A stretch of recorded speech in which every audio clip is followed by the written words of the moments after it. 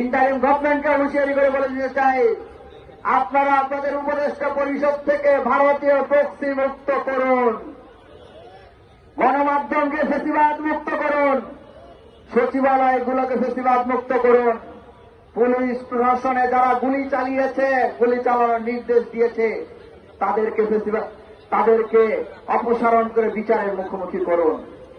যদি তা না করেন, যদি নির্দিষ্ট ঘোষিত সময়ের মধ্যে জুলাই ঘোষণাপত্র প্রদান না করেন, তাহলে আপনাদের পরিণতি ঠিক হাসিনার মতো একই পরিণতি হতে পারে। আপনারা তাই সাবধান হয়ে যান। জুলাই ঘোষণাপত্র যারা দিবে না, তারা ভারতীয় প্রক্সি ছাড়া আর কিছুই হতে পারে না। আজকের এই প্রোগ্রামে আমরা বিএনপি, জামাত, ছাত্রদল, শিবির এবং বিভিন্ন রাজনৈতিক সংগঠনগুলোকে আহ্বান জানিয়েছি। তারা তাদের পক্ষ থেকে এখানে সংহতি জ্ঞাপন করবেন, ভারতীয় আধিপত্যবাদের বিরুদ্ধে কথা বলবেন। আমরা তাদের কথা মনোযোগ সহকারে শুনতে চাই।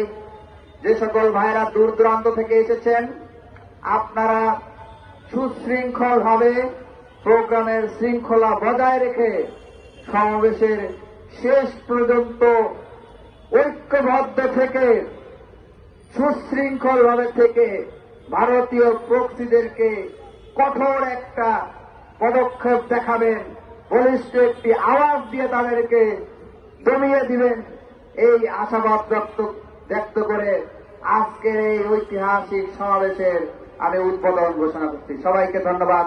ইনকিলাব জিন্দাবাদ।